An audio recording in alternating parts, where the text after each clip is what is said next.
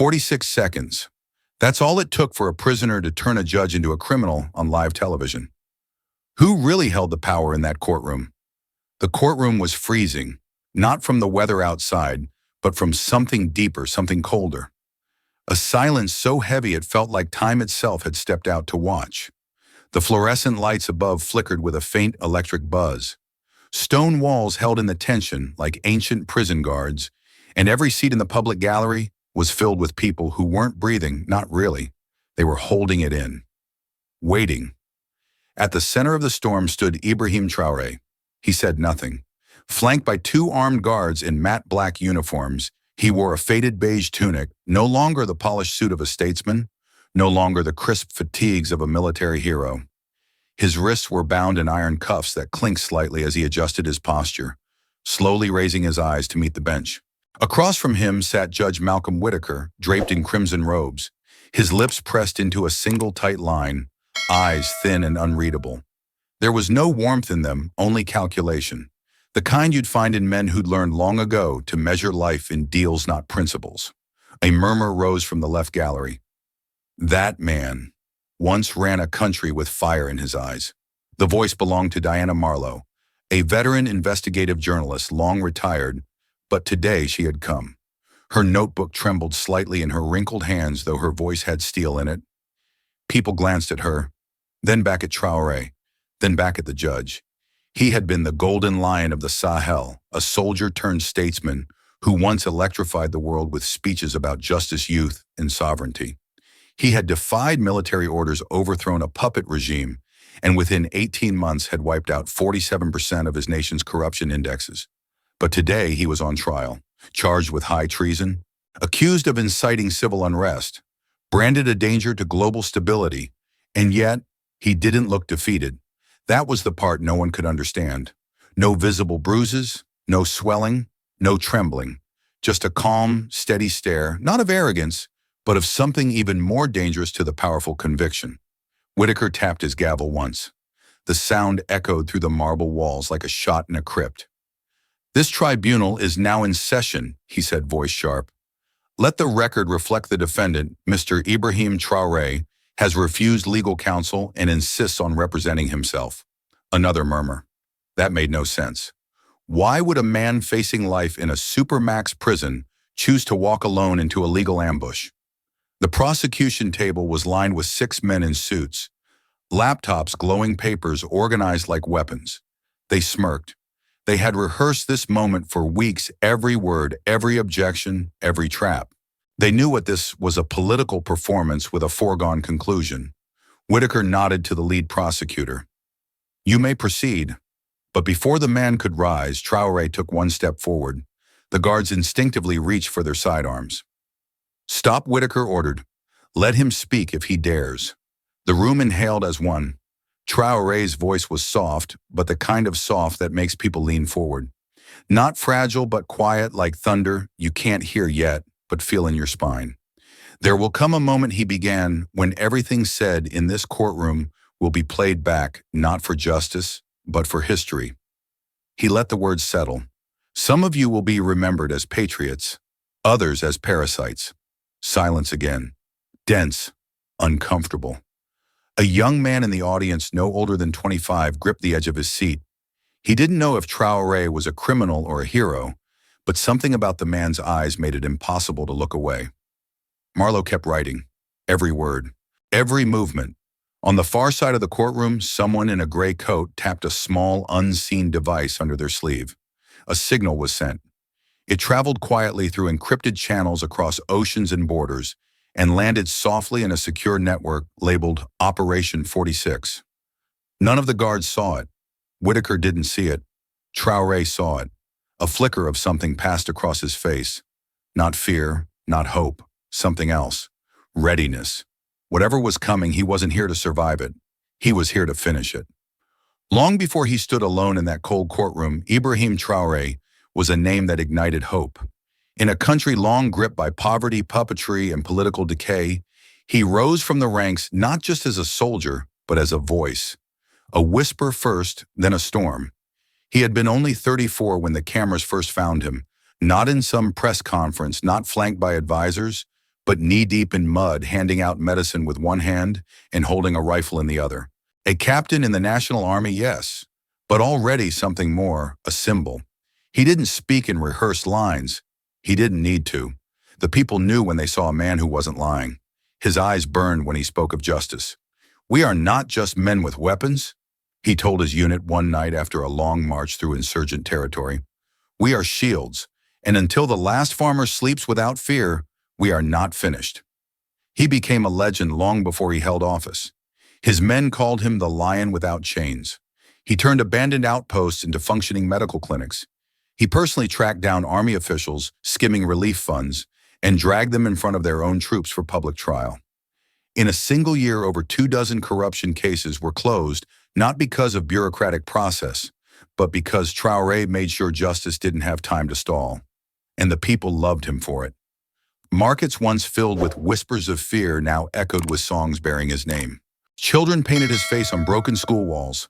In cities and villages alike, he was spoken of not as a politician, but as a protector. Mothers gave their babies names that began with Ibra in the hope that some of his strength might pass on. He had no desire for office. That was the part that scared the old guard the most.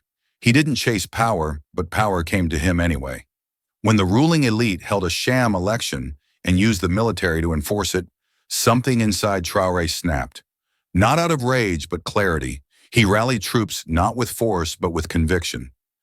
"We are being asked to protect thieves from the consequences of their theft," he declared in an impromptu address broadcast from a cell phone camera in the back of a transport truck. "I won't do it, and neither should you." Within 48 hours, 3 garrisons laid down their arms in his name. In less than 2 weeks, the capital fell without a single bullet fired. Traoré stepped into power not on a podium, but on the backs of the broken promises he vowed to repair. He refused a palace, slept in the same apartment he had rented for years. He halved his own salary. He banned luxury imports for government ministers. He published every national budget line online. And for a moment, just a moment, it felt like something sacred was beginning. But change, real change, does not go unpunished. Behind darkened conference room doors in foreign capitals, his name was circled in red ink. Too unpredictable. Too clean. Too dangerous. Oil contracts were paused. Aid negotiations delayed. Intelligence chatter surged. Lobbyists whispered. International observers grew suddenly concerned. And then came the first attempt on his life, a car bomb meant for his convoy discovered seconds before ignition. Traoré said nothing to the press, but at his next public appearance, he wore no body armor. "You don't bulletproof truth," he said calmly. "You speak it louder." Enemies formed quietly, deliberately, and with money. They didn't want to martyr him. They wanted to undo him piece by piece until the people no longer recognized the lion. But Traoré was not made in palaces or briefings. He was forged in fire, and it would take more than rumor or scandal to bring him down. Still, the knives had been unsheathed, and somewhere in the highest circles of international strategy, a single decision began to crystallize like ice. If he won't fall, we'll make him disappear. The room was buried beneath the facade of a philanthropic institute in Geneva, glass walls, minimalist sculptures, and staff trained to smile but never ask questions. What few knew was that 2 floors below the auditorium, in a soundproof chamber, lined with velvet and these steel, decisions were made that changed governments. 9 men and 2 women sat around the table faces, lit by the pale glow of a singular overhead light. No names were spoken, only code designations: Chairman 2, Observer 7, Proxy M. The walls had ears after all, and the ears had cameras. One of them, a bald man with the posture of a banker and the smile of a vulture, tapped his pen twice against the thin black file. "He's becoming a problem." A low murmur followed. One woman glanced at a dossier filled with satellite images, financial charts, and headlines bearing Traoré's face. "His approval rating is at 82%. Among youth, it's 91%. He started using encrypted platforms to communicate directly with his people. 0 intermediaries. 0 controllables." Someone else added, "Worse, he's inspiring copycats." West Africa's starting to echo his rhetoric. Anti-aid, anti-debt, pro-sovereignty. It's catching on. The chairman raised one hand, silencing them. "We do not fear populism. We manage it." A pause. What we fear, he continued, is unpredictability. He's not corrupt. He's not desperate. He's not bought. We can't forecast him. A moment of silence passed, heavy and mutual. Then came the inevitable question, do we kill him? A subtle shake of the head. Too risky. Makes him a legend. No one wanted another martyr. Dead lions became flags. Live ones could be caged. So what's the play? The man with the pen smiled. We drown him in what they worship, paperwork. And just like that, the plan was born. Not an assassination, not a coup. A narrative, crafted slowly, methodically, and fatally. First plant whispers of financial irregularities. Then leak doctored memos suggesting misuse of international grants. Next, exploit his fiercest trait, transparency, and turn it against him. Every reform would be reframed as authoritarianism. Every firing of a corrupt official would become evidence of political purging. The machine spun up quickly. Media outlets in Europe began publishing op-eds questioning his hidden ambitions.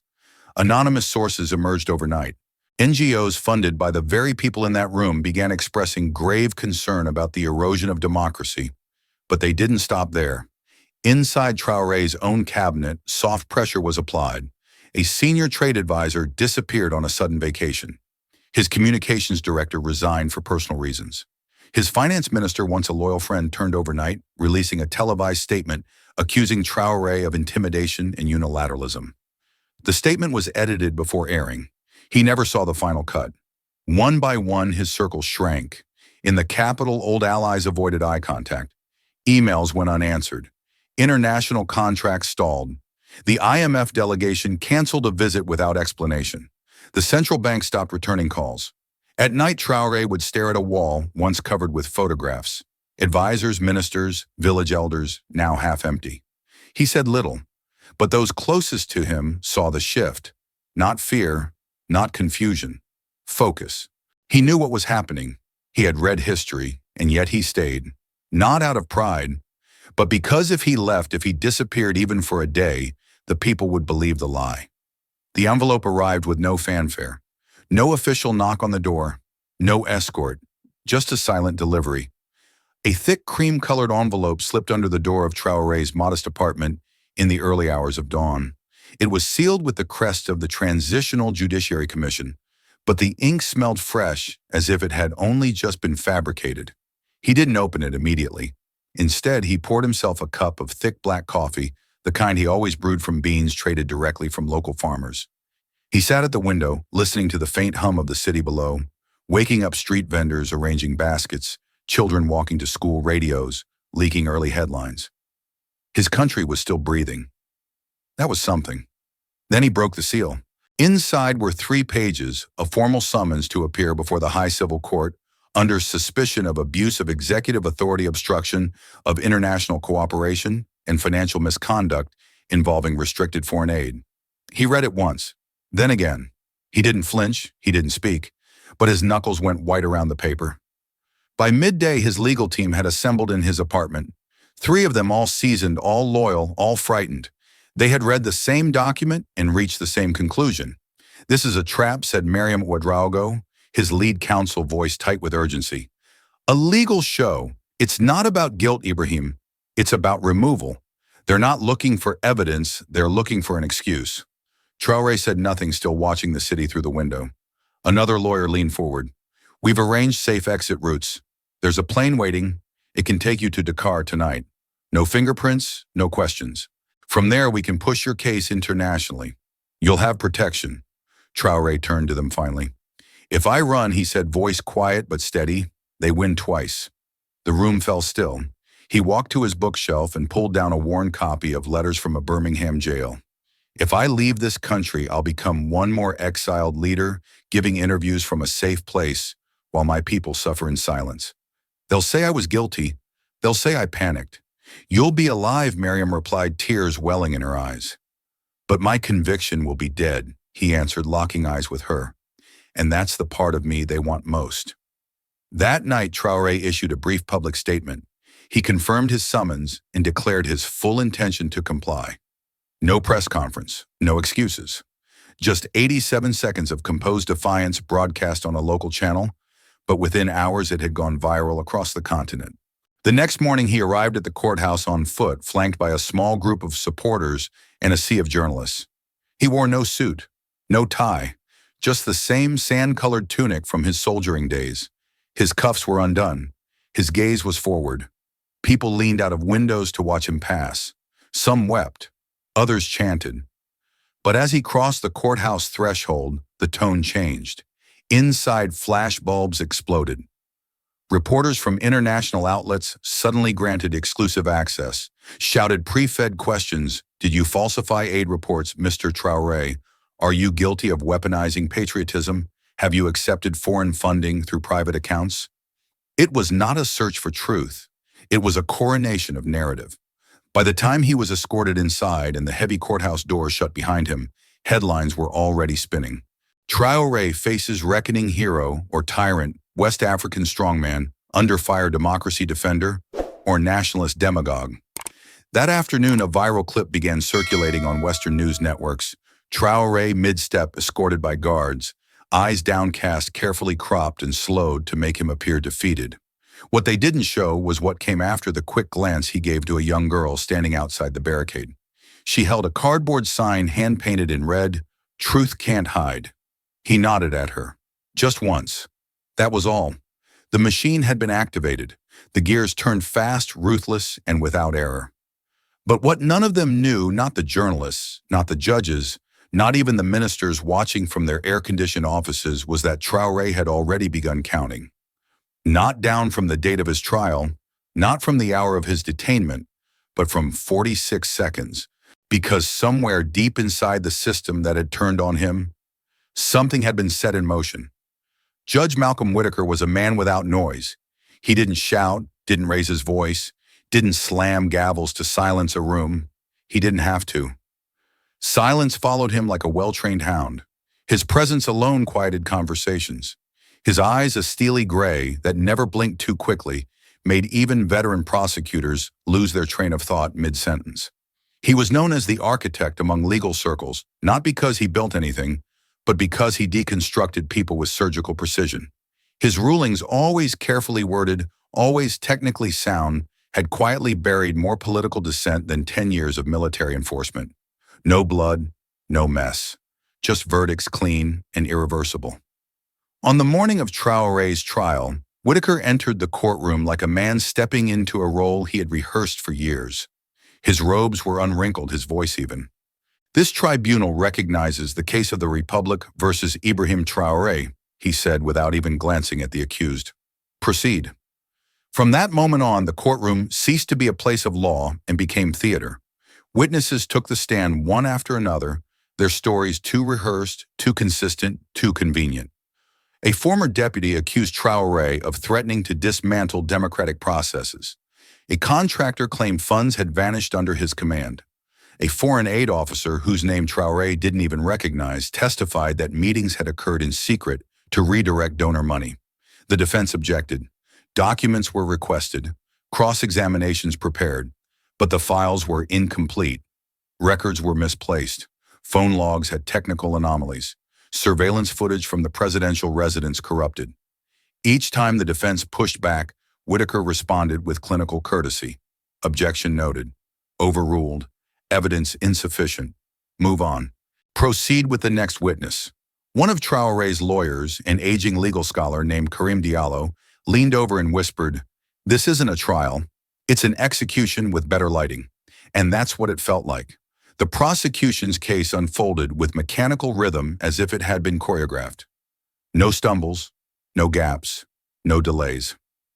When a defense argument began to gain traction, the court recessed. When cross-examination struck a nerve, the audio malfunctioned in the live stream only to mysteriously correct itself once the questioning passed. Outside the courthouse, public protests simmered, but were met with silence from the international press. Inside, the audience was carefully selected, hand-picked NGO reps. Foreign diplomats, media figures, already fed sanitized press packets before the trial even began. No one who believed in Traoré was allowed in. No raw footage was released. But Traoré sat unmoved. His silence wasn't weakness. It was studied, controlled. There were moments when the courtroom buzzed with accusation, but his gaze never shifted. He watched everything not as a victim, but as a man taking inventory of betrayal. When his turn finally came to speak, the room leaned in. "Mr. Traoré, how do you respond to these charges?" Whitaker asked, his tone flat. Traoré stood. His voice when it came was quiet, but it cut through the performance like a blade through silk. "I respond," he said slowly, "by asking one question." Whitaker raised an eyebrow. Traoré turned toward the gallery. "If this trial were truly just, why is the truth nowhere to be found in this room?" A flicker of discomfort moved through the spectators, a ripple in the otherwise perfect illusion. One journalist looked down. Another fidgeted with her pen. Whitaker didn't flinch.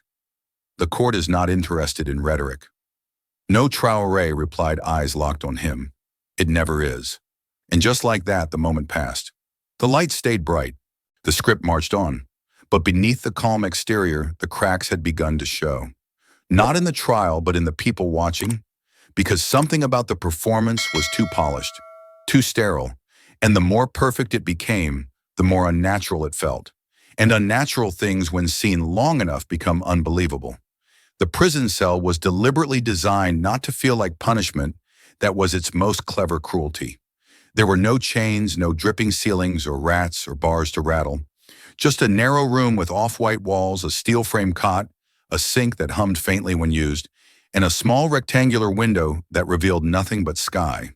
To the outside world, this was protective detainment, a sanitized label for what was essentially political disappearance. No official charges had been filed. No verdict declared. But Ibrahim Traoré had not seen the sun in 9 days. Each morning, food arrived on time. Clean, unpoisoned, emotionless. Each night, a guard passed by the door, checking once, never speaking. The silence was not oppressive. It was calculated. It was meant to starve the mind, not the body. No newspapers, no broadcasts, no books, just the hum of the walls and the pressure of thought. And yet Traoré did not unravel. He woke early, exercised, meditated, and kept his mind sharp by rewriting constitutional law from memory. He recited passages from memory, Sankara and Nkrumah Mandela, not as heroes to worship, but as warnings not to be forgotten. On the 10th morning, something changed. As he approached the metal tray that had been slid under his door, he noticed something strange, a small slip of paper tucked beneath the bread. Folded twice, clean edges. He stared at it for several long seconds before picking it up. No one, not a lawyer, not a visitor, not even a guard, had spoken to him since his arrival. This should have been impossible. The message was handwritten. The ink was slightly smeared as if written in haste. "You have 46 seconds. Use them well. The system is weaker than it appears. No signature, no symbol, no instructions. Just the note. Just that." Traoré read it again, then again. 46 seconds. What could that mean? A time window, a countdown, a warning, or perhaps an opportunity. He stared at the wall for a long while, tracing patterns in the paint, recalling every detail of the trial. Every camera, every microphone, every hesitation from the guards.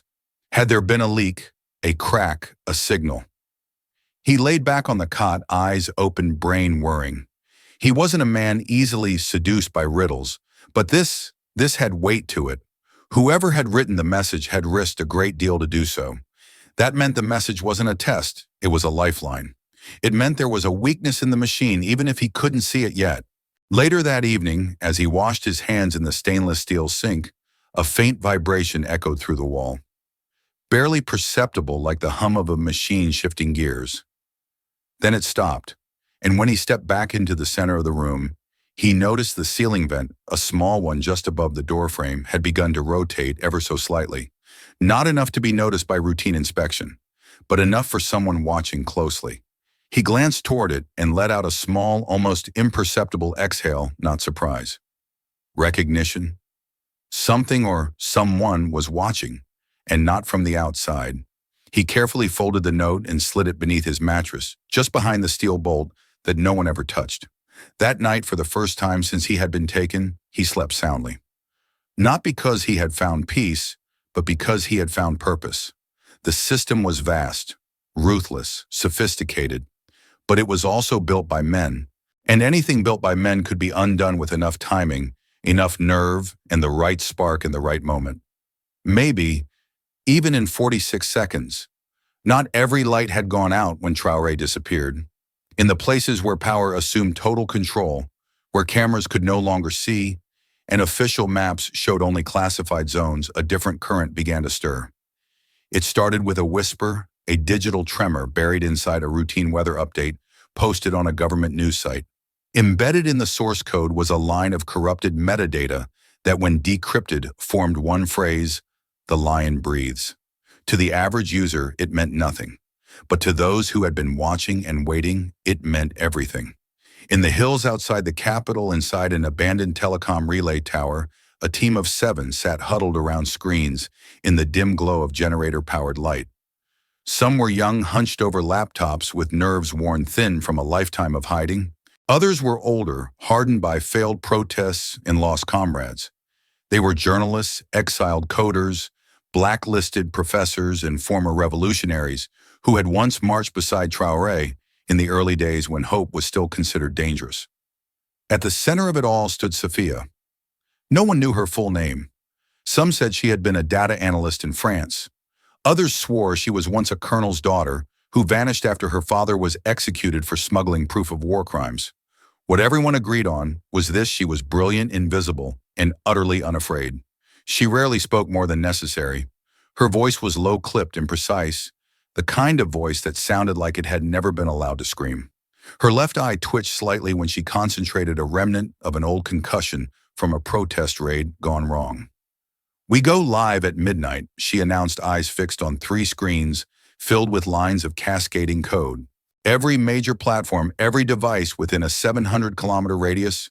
We give them a taste first, nothing overwhelming, just enough to break the silence." A young hacker named Etienne looked up. "And the back door ready," she replied. "Once they patch this breach, we switch to the mirror site. By then, the data will already be replicated to 24 peer networks." She didn't need to explain the stakes. They all knew. Their files contained the real story documents revealing mass fund siphoning by cabinet members' offshore accounts tied to foreign officials, audio recordings of meetings where ministers plotted the suppression of local journalists. Proof that the empire wasn't merely corrupt, it was designed to feed on silence, and it was starting to get hungry.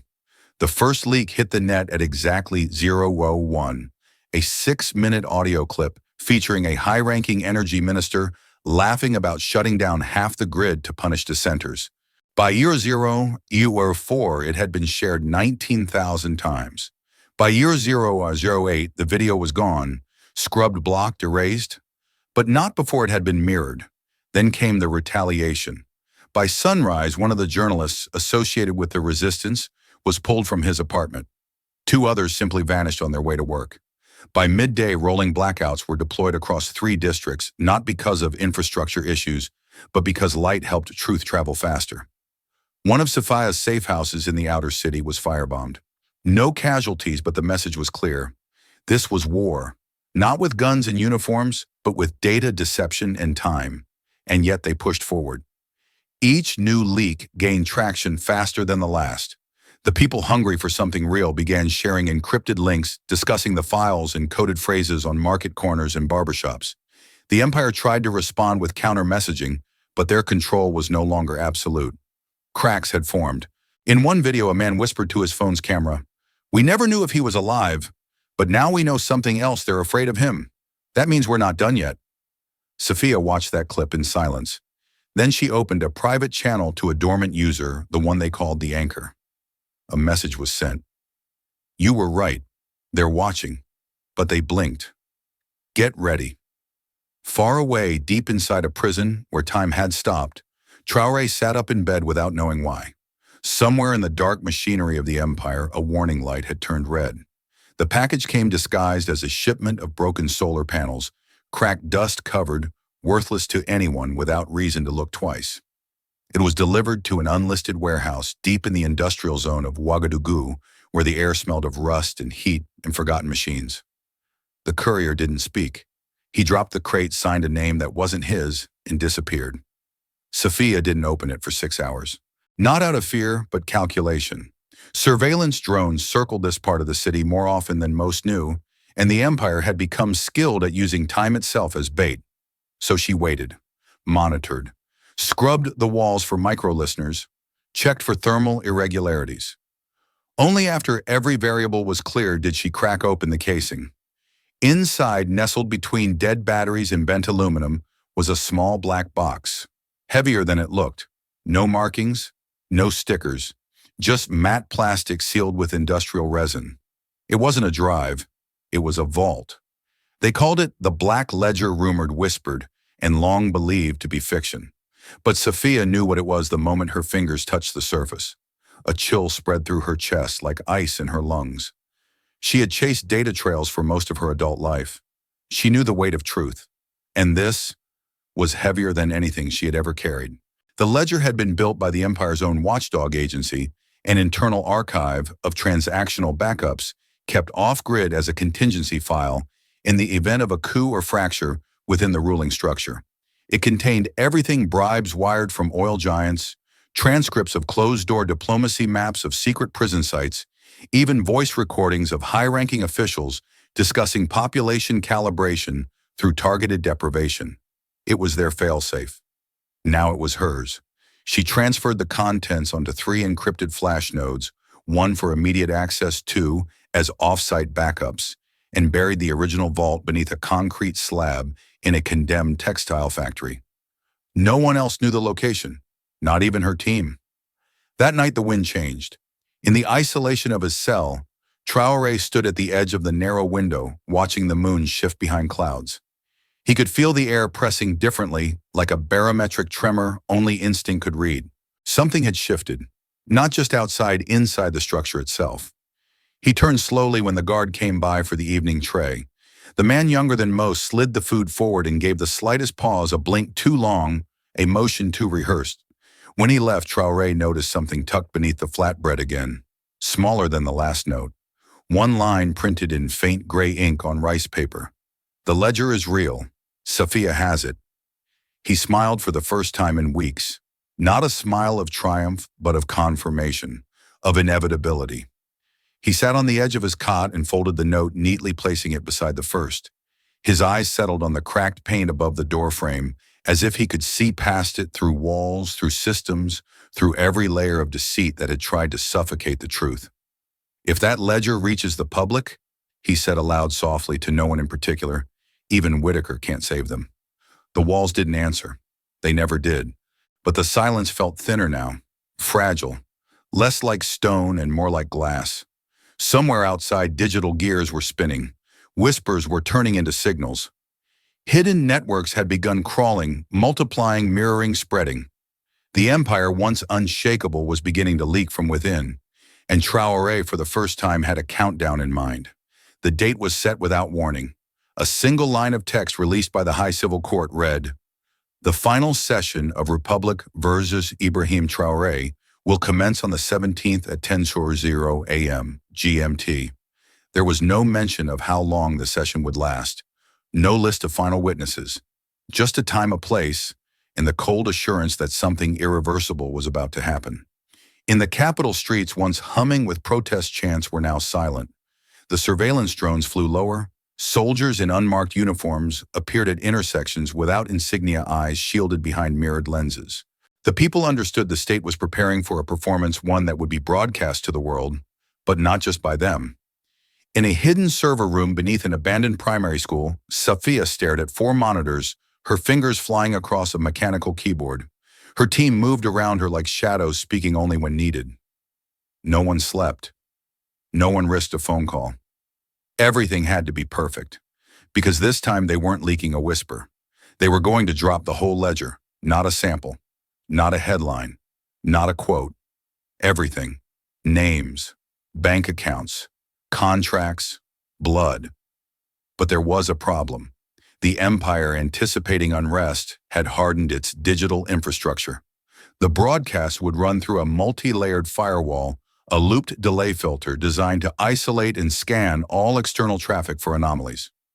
It allowed them to air the trial live while maintaining a 12-minute buffer to intercept disruptions. It was a fortress. bulletproof.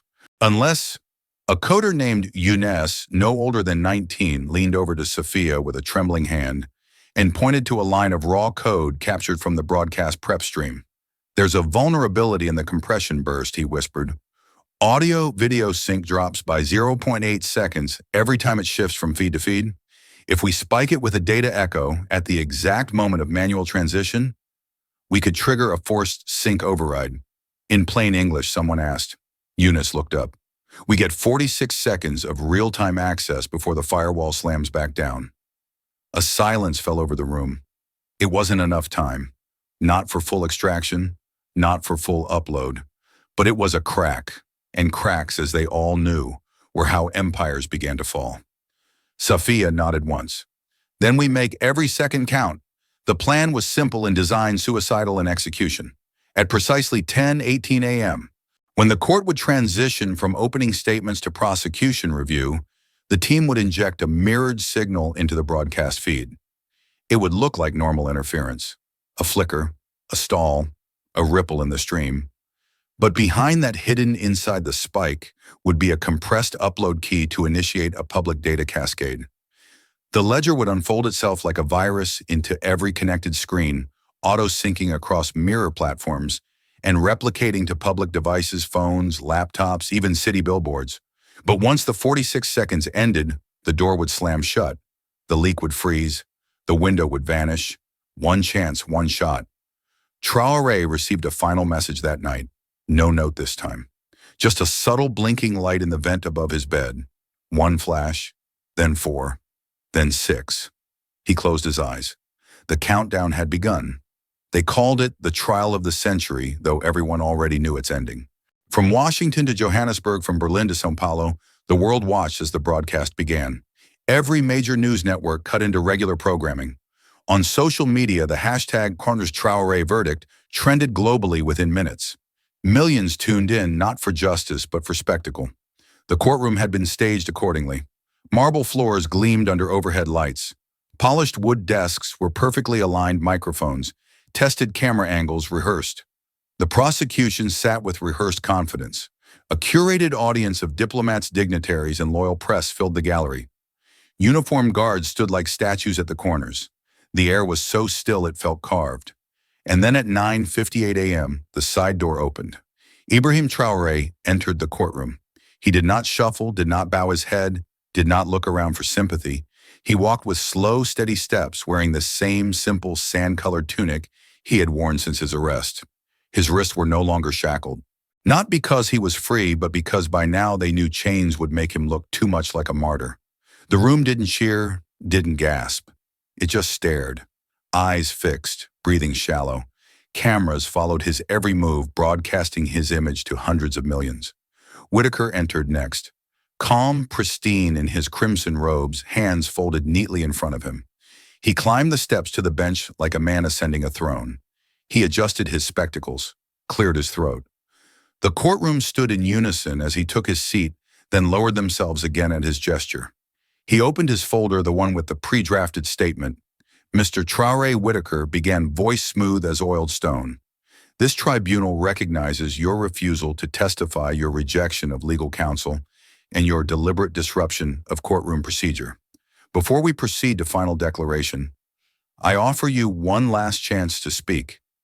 He leaned forward slightly, lips forming a slow, deliberate smile. Any last words, Mr. Traoré? The question echoed. In the hallway outside, speakers transmitted it to waiting press. In living rooms across the globe, translators repeated it in 6 languages. The world collectively leaned closer to its screens. Traoré raised his head and said nothing. No protest, no speech, no plea, just silence. He stood as still as stone, eyes fixed on Whitaker, not with hatred, not with fear, but with something colder, something older. The kind of gaze that doesn't beg for survival, but dares the world to blink first. The silence stretched. Whitaker's smile began to fade just slightly. The prosecutor at his right shifted in his seat.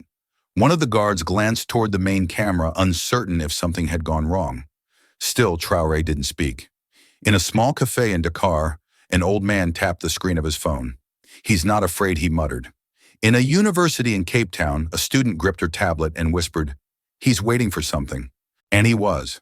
Not for mercy, not for forgiveness, for a signal. At precisely 10:18 a.m., the court's main feed transitioned from opening statements to prosecution review. It was the first manual shift in the live broadcast, the exact point where for a blink of a moment the network's internal firewall had to recalibrate. Inside a bunker across the city, Sophia and her team watched 3 monitors go dark, then flash back to life. One word blinked across all their screens in white-on-black code: live feed active, sync override, 046. Sophia didn't speak.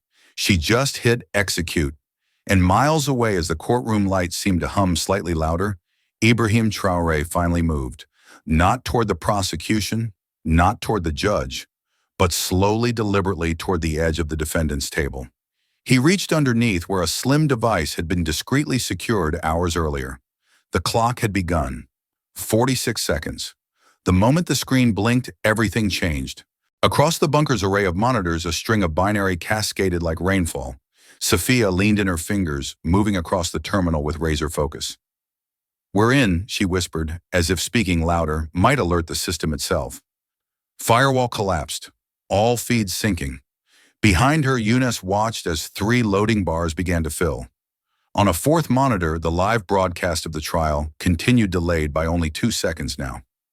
The world still thought they were watching theater. They had no idea the script had just been rewritten. In the courtroom, Traoré's hand moved with calm precision. He reached beneath the defendant's table, fingers closing around a small object taped to the underside, a matte black USB stick designed with military-grade hardware encryption, cloaked to appear inert to any casual scan. He didn't need to plug it in. He just needed to hold it. At that exact second, the Empire's internal network, for the first time in its digital history, was exposed not to an outside attack, but to an inside override. One line of code planted by Sophia 3 years earlier, during a short-lived internship inside the Ministry of Information, had just awakened. It tunneled silently through redundant systems, bypassing audits, permissions, and failsafes. It didn't destroy anything. It simply revealed. Back in the control room, Sophia stared at a blinking message on screen: execution sequence confirmed. 0046, leak in progress. A timer began ticking downward. 46 seconds, she murmured. The team sprang into action. Mirror servers began firing. Auto-translation modules spun up. Backups streamed to peer-to-peer networks. In 7 seconds, over 1,000 unsecured digital billboards across Africa lit up. By the 12th second, the signal hit private social channels. At 21 seconds, the feed reached mainland Europe. Inside the courtroom, a sudden flicker passed over the monitors lining the chamber walls. A low hum built in the speakers, followed by the unmistakable chirp of a data handshake. On every display, the court's logo vanished. In its place, a black screen with blinking white text. Unauthorized stream, initiated release protocol. Black ledger, time remaining. ZR. 46. Panic rippled through the rows. One of the guards rushed forward. "Sir, the feed's compromised." Whitaker stood up for the first time during the entire trial. His face was pale, lips parted. "What is this?" he demanded. Traoré turned to him, not smiling, not triumphant. "Just steady. You wanted last words," he said. "These aren't mine. These are yours." The screens came to life. No courtroom, no judge, no protocol. Instead, they showed spreadsheets of government payouts, signed contracts with private military firms, scanned passports of known mercenaries, audio clips of cabinet meetings ordering press suppression, bank transfers, satellite images of undisclosed detention sites, transcripts of backdoor deals, trading land rights for arms, voices, names, faces, all of it. Every lie wrapped in paper, signed and filed away, now stripped bare. Whitaker's voice cracked, not with anger, with fear. "Cut the feed," he roared. Now the court's tech officers scrambled to disconnect the uplink, but it was too late. The stream had already branched off into thousands of mirror channels. Even if the master broadcast was severed, the signal would continue past hand to hand, screen to screen, device to device. One guard pulled his earpiece and ran from the room. Another stared at the screen in open shock. In the gallery, a diplomat dropped her phone. On its screen, a map of offshore accounts bloomed into view, one of which bore her husband's name. The walls of order were cracking. The performance was unraveling. And Traoré, he didn't move. He didn't need to. The truth was doing all the work. The timer continued to tick. 0018, 0012, 0006. In the control room, Safia stood absolutely still. This was the moment they had lived for, trained for, risked everything for. The moment when silence lost. The flood came faster than anyone could contain it. Across every continent, the black ledger surged through firewalls like water through cracked glass. Newsrooms abandoned their scripts. Anchors broke character. Screens split into frantic commentary data overlays and live reactions. Bank accounts tied to politicians in 10 countries lit up in real time. Password-protected documents poured onto public forums. Names, timelines, video footage, the kind no one could explain away.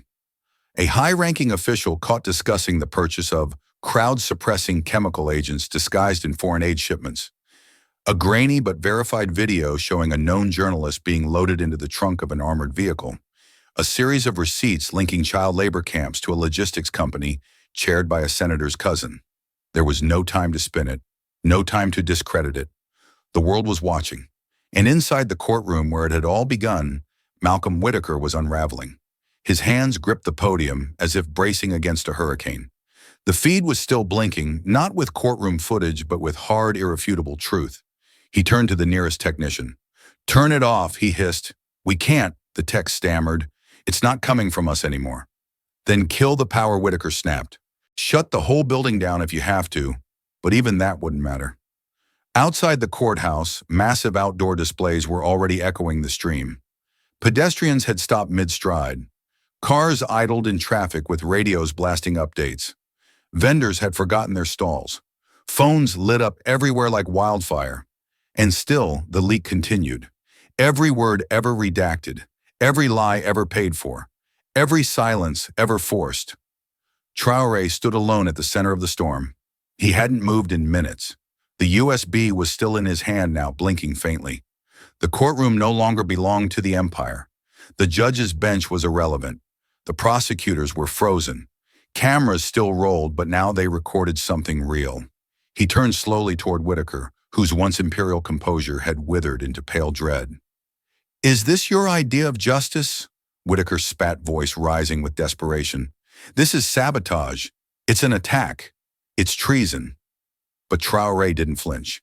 He looked the man in the eye and spoke with quiet finality. "Justice is not a courtroom. It's truth in daylight." The sentence didn't shout. It didn't threaten. It simply ended the debate.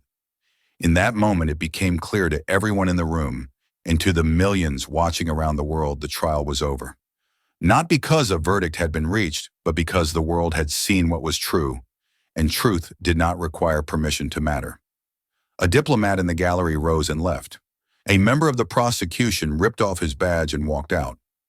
One of the guards once assigned to monitor Traoré stepped back, lowered his head, and quietly exited through the side door. And Whitaker, he didn't yell again. He didn't order a reset. He simply stood there, eyes hollow, breathing through his teeth like a man who had just realized he'd been standing on a scaffold all along. Across oceans, news anchors no longer tried to control the narrative. They read headlines aloud with trembling voices. In Paris, a former ambassador fainted on air. In New York, a popular news channel lost over 400,000 viewers in the span of a minute, not because people stopped watching, but because they switched to the source. The empire wasn't falling tomorrow. It was falling now. And the man they tried to silence had said only one thing. Long before his name became synonymous with betrayal, Malcolm Whitaker believed in the law. He was 21 when he stood at the steps of New Haven Law School, a scholarship student from a modest Connecticut town still wearing shoes 2 years too old. His mother worked double shifts at a hospital. His father, once a factory foreman, had vanished somewhere between recession and relapse. Whitaker had clawed his way out of that life, not with rage, but with books. While others partied or protested, he studied case law, precedent, philosophy. His professors described him as brilliant, focused, uncompromising. "He has the spine of a judge and the mind of a strategist," one wrote in a recommendation. They were right. He graduated top of his class, went on to clerk for a federal appeals judge, and published a blistering critique of judicial lobbying that was cited by reformers across 3 countries. He was supposed to be a reformer, the kind of legal mind that would reshape systems, not serve them. But brilliance doesn't come with immunity, and ambition has its own gravity. It began with an invitation, a weekend retreat hosted by an international policy group with vague goals and an impeccable guest list. Ministers, CEOs, intelligence advisors, the kind of people who don't introduce themselves with last names because everyone already knows them. Whitaker went out of curiosity at first, but curiosity turned into conversation, then conversation into contact. Then came the offers, private advisory roles, consulting on legal resilience in fragile democracies, invitations to draft foreign judiciary protocols for regions in need of support. The checks were clean, the credentials flawless. He told himself he was making a difference. He told himself he could do more good inside the machinery than outside it. But bit by bit, the machinery changed him. At first, it was procedural influence, subtle things, shaping language in draft bills, advising judges on politically sensitive outcomes to prevent unrest. Then came the dossiers documents arriving in sealed folders, stamped with clearance levels revealing the real players behind court cases and public figures. And then one night over dinner in Zurich, a man with no title and eyes that never blinked slid a phone across the table. On its screen, an account with Whitaker's name opened quietly 2 years prior by an anonymous trust. It now held 7 figures, clean, untraceable, discreet. "I didn't ask for this," Whitaker said. "No," the man replied, "but you accepted the terms a long time ago." He didn't resist. He didn't walk out. He leaned back in his chair and ordered another drink. And that was it. The pivot point. Not loud, not dramatic. Just a quiet agreement with necessity.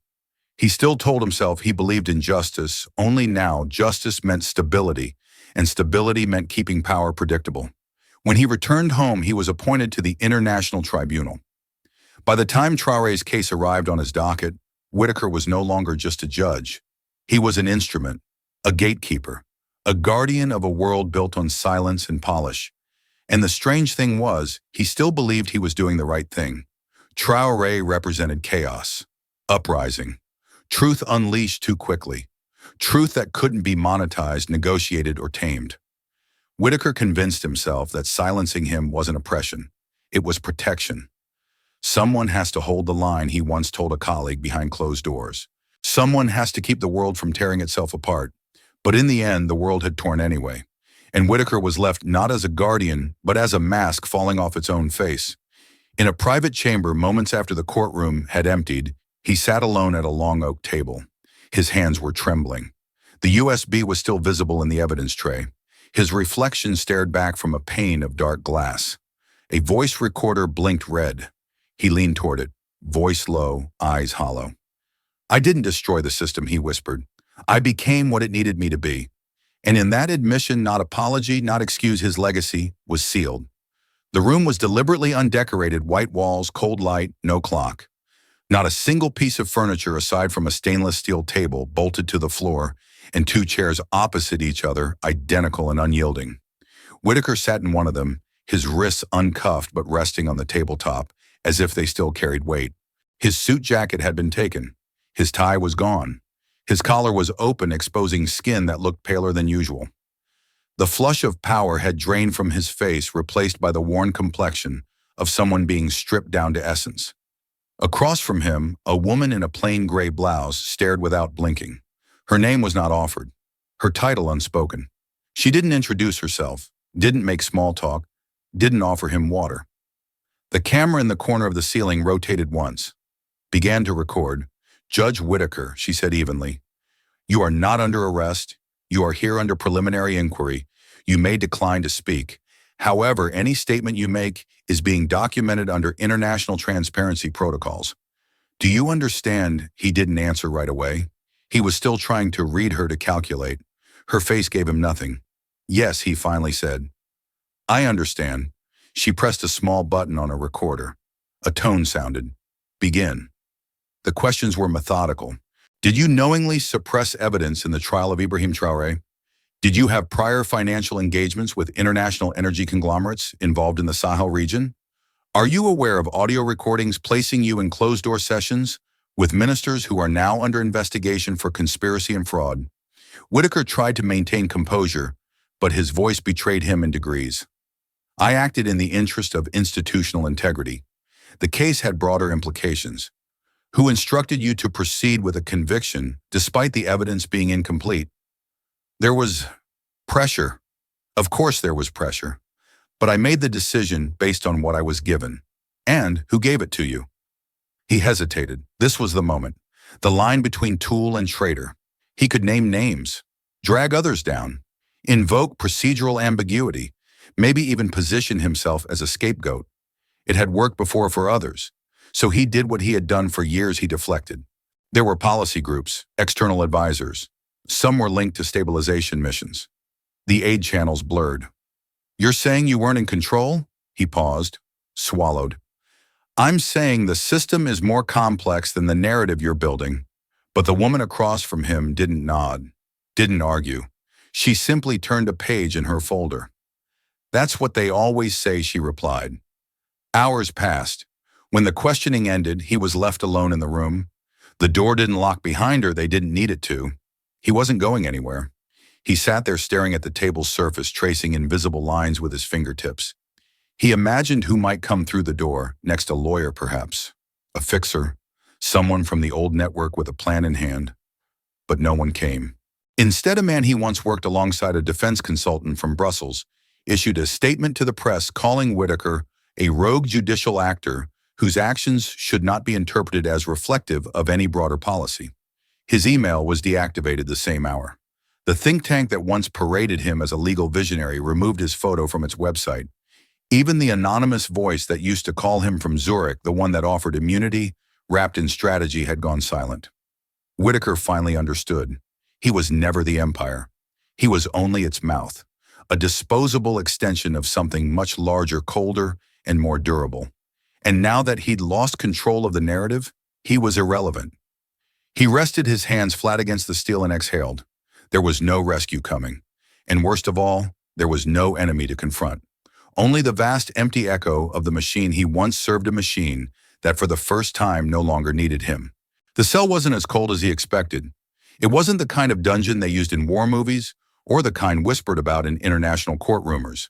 No chains, no rats, no dripping water. Just 4 sterile walls, a concrete bench, and a screen embedded in the far wall, one-way media access regulated by prison policy. Malcolm Whitaker sat alone. He hadn't spoken in days, not because he was silenced, but because there was no one left to talk to. No aides, no handlers, no diplomatic visitors. The world that had once orbited around his decisions had shrunk into this room where the only sound came from the soft hum of the ceiling vent and the occasional flicker of the broadcast screen. At 7:00 p.m., sharp, the monitor came to life, not by his request, by the state's schedule. A broadcast globally syndicated had begun, a post-trial address by Ibrahim Traoré. Whitaker stiffened. The man filled the screen, framed in soft daylight. No podium, no flags, no military emblems or political banners. Just Traoré, seated before a quiet crowd in an open square, surrounded by faces that glowed with belief and the raw exhaustion of people who had survived something historic. The camera lingered on his eyes, still steady, still sharp, but with a softness Whitaker had never seen before. Not arrogance, not triumph, something deeper. We do not celebrate the fall of men, Traoré said. We celebrate the rise of memory. His voice was calm, his words simple. He spoke of the power of transparency, of the need to rebuild institutions with integrity, not vengeance, of the danger of forgetting how lies begin with compromise dressed as caution. And he never once said Whitaker's name. That somehow was the worst part. Whitaker watched every second. No guards entered the room. No one checked on him. The system no longer needed to threaten him with bars or beatings. It had already won, and it let him witness its victory not with violence, but with truth spoken freely. Traoré concluded his address with a line that would be repeated across airwaves for days. Our fight was never about power. It was about permission, the permission to speak truth aloud without fear. Today we reclaim that permission. As the crowd erupted into applause, Whitaker finally looked away. Not from disgust, from something else. He turned to the polished surface of the wall beside the screen, faintly reflective, just enough to catch a glimpse of himself. And he didn't recognize the man staring back. Not the black-robed judge, not the legal scholar, not even the ambitious reformer. Just a man reduced to the sum of his justifications. He pressed a hand against the surface fingertips, tracing the outline of his reflection. In the end, he whispered, barely audible, even to himself, "He beat us not with guns, but with truth." There was no one to answer him. No one to argue, just the quiet presence of a world that had moved on without him. For the first time in his life, Malcolm Whitaker had nothing left to defend, not even himself. He slid back against the wall, closed his eyes, and let the silence wrap around him like a final verdict. No bang, no collapse, just bitterness, regret, and silence. There was no formal announcement, no trumpet, no red carpet rolled from the courthouse steps. Just a pair of metal doors that opened slowly on rusted hinges, and the silhouette of a man walking out alone, unshackled under a bruised and blazing sun. Ibrahim Traoré had been cleared of all charges. The statement released by the transitional court used neutral language due to emerging evidence and procedural misconduct. The tribunal recognizes the dismissal of all charges. No apologies, no acknowledgments of guilt. The system doesn't confess, it retracts. But to the people waiting outside, it didn't matter how the words were arranged. He was free. They had waited since dawn, young, old students, teachers, vendors, veterans. Some brought radios, others flags, some only carried silence and tears. But when they saw him step into the light, they didn't scream or rush forward. They stood, and then they applauded. Not like at a concert, not like at a campaign rally.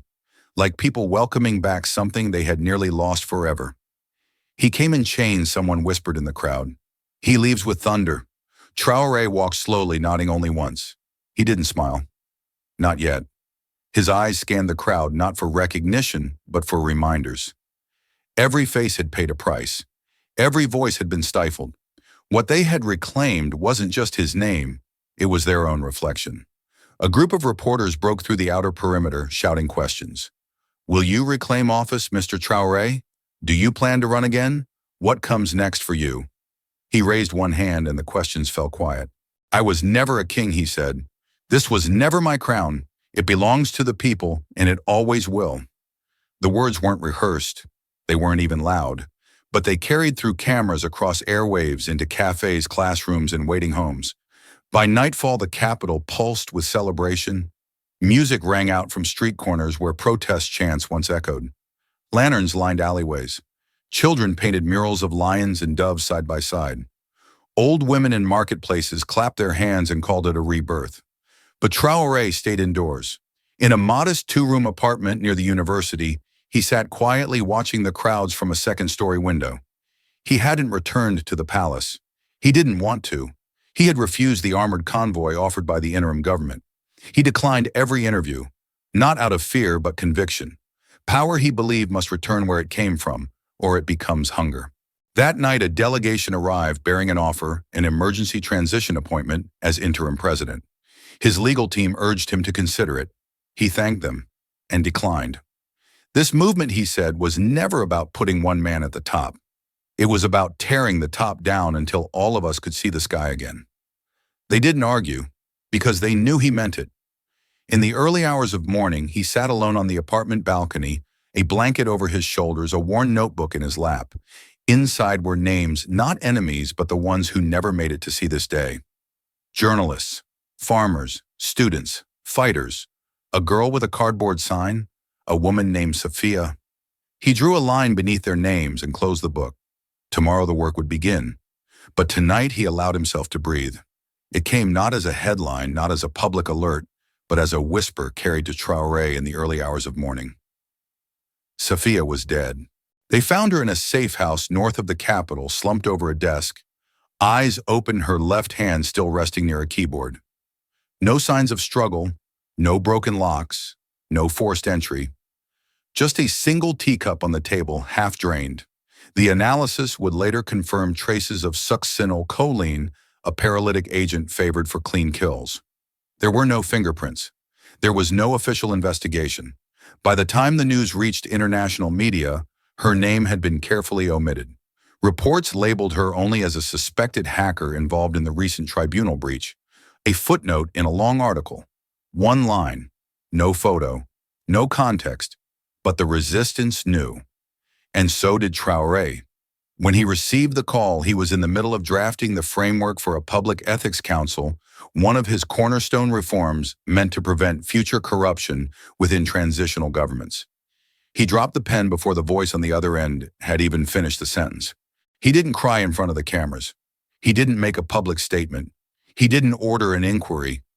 There was nothing to uncover that he didn't already understand. Instead, he disappeared for 2 days. They found him eventually alone in an old chapel that had been bombed during a civil uprising a decade prior. Its roof was half gone, and sunlight poured through in columns of dust and gold. He sat on a wooden bench, legs shaking, eyes bloodshot, fists clenched so tightly his nails cut into his palms. She was the mind behind the miracle, he whispered to the man who found him. He said nothing else for hours. When a reporter later asked if he had known the cost would be so high, Traoré only replied, "Heroes never survive revolutions, but their ideas do." He didn't elaborate. He didn't need to. The funeral was unannounced and sparsely attended, just a small gathering of those who truly knew her, buried under a different name in a civilian cemetery. No monument, no plaque. Just a tree planted at the head of the grave with no inscription. Traoré stood there in silence for nearly half an hour, unmoving, as rain dripped from his shoulders and soaked the soil around his boots. The press speculated that he was breaking. His opponents said it proved he was too emotional to lead. But the people, the ones who had watched, who had waited, who had fought, saw something different. They saw a man who had finally allowed himself to grieve. And in doing so, he reminded them of what had truly been won. Not just the collapse of a regime, not just the exposure of secrets, but the right to mourn openly for those lost in the name of truth. Later that night, back at his modest apartment, he sat alone at the kitchen table, staring at a blank page in his notebook. He didn't write. He didn't eat. He simply looked at the page and thought about how easily stories are erased, how easily names disappear. Then slowly he picked up his pen, and he wrote her name. Once, clearly, at the top of the page. He underlined it. Not for memory, for legacy. The old military barracks had been abandoned for years. Cracked walls, peeling paint, and broken window panes told stories of another era. One filled with commands, shouted through dust of boots scraping stone floors, of drills and discipline. But now something different echoed through the corridors. Laughter, discussion, questions. The barracks had become a school. Not just any school, a civic institute for ethics and public leadership founded by Ibrahim Traoré, with personal funds and anonymous donations from around the world. There were no uniforms here, no ranks, no slogans. Only a guiding principle etched into the front gate. Power is not inherited, it is earned through service. Students came from across the continent. Some had marched in the streets, some had lost family in the revolution, others were children of former officials desperate to rebuild what their parents had broken. All came to learn, not how to win elections or write policies, but how to listen, to think, to lead without domination. Traoré taught once a week, not from behind a desk, but while walking. He'd stroll through the open-air corridors with small groups answering questions, posing new ones, listening far more than he spoke. He refused the title professor. The students called him Mr. Traoré, and he always corrected them gently. Just Ibrahim is fine. On one particular afternoon, he sat beneath a large tamarind tree at the center of the courtyard, speaking with a circle of students about transitional justice. The breeze was warm, the air thick with the scent of clay and chalkboards. His sleeves were rolled up, his hands dusty with chalk from drawing timelines on an outdoor slate wall.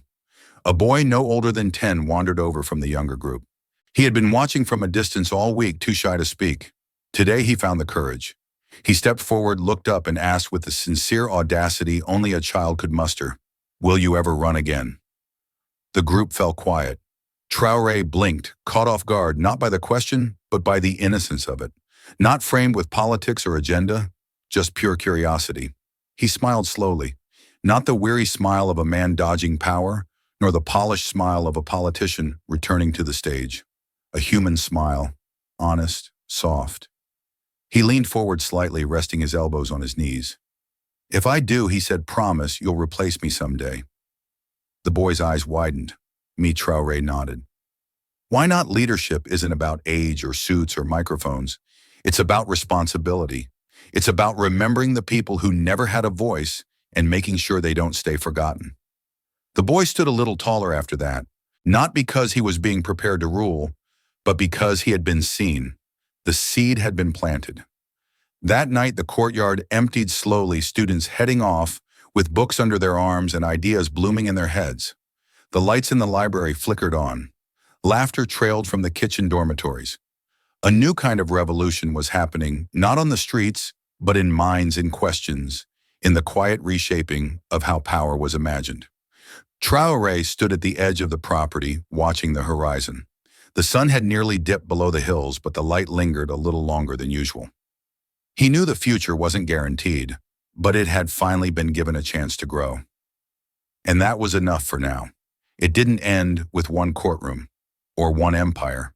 In the weeks after the leak, governments fell, ministers resigned, multinational corporations halted operations. In Europe, Asia, and the Americas, protesters filled streets holding signs with one number or 46. It became shorthand for a moment that changed history, 46 seconds of truth that no firewall could contain. Textbooks were rewritten. University lectures referenced it under the Great Leak. International tribunals reopened dormant cases. New laws were passed to prevent silent corruption. But more than law, there was a shift in language. Whispers became questions. Questions became demands. Across oceans, young leaders cited Traoré in speeches. In one nation, a general stepped down peacefully. In another, a president chose to publish sealed archives rather than risk becoming the next Whitaker.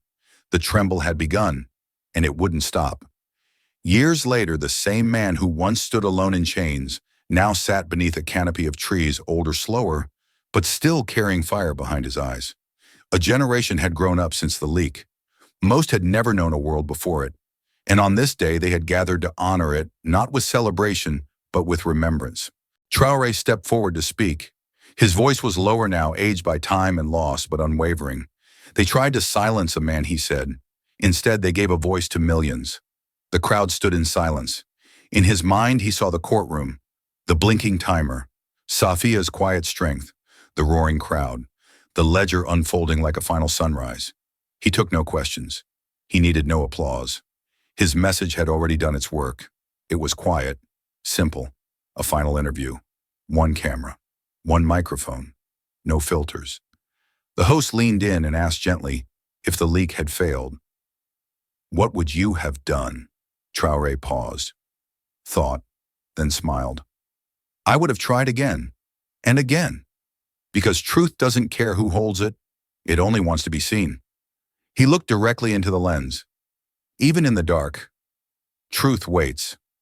Sometimes the most powerful act of resistance isn't violence, it's truth. Ibrahim Traoré stood alone, not with an army, but with integrity. In just 46 seconds, he reminded the world that courage in silence can echo louder than injustice in power. We don't always get to choose the battlefield, but we do get to choose who we become in the fight. If it were you in that courtroom, would you stand or would you kneel? If this story touched you, don't let it stop here. Like, share, and subscribe to Captain of Truth, where every voice matters and every story echoes far beyond the screen. This story is a fictionalized and dramatized narrative created for educational, inspirational, and storytelling purposes. While it may be inspired by real public events, people, or societal issues, it includes imagined dialogue, reconstructed scenes, and character interpretations meant to highlight broader themes of justice, dignity, and resilience. Any resemblance to actual events or individuals beyond public knowledge is purely coincidental. We do not intend to defame, mislead, or harm, but to invite reflection and meaningful conversation. Thank you for watching Captain of Truth.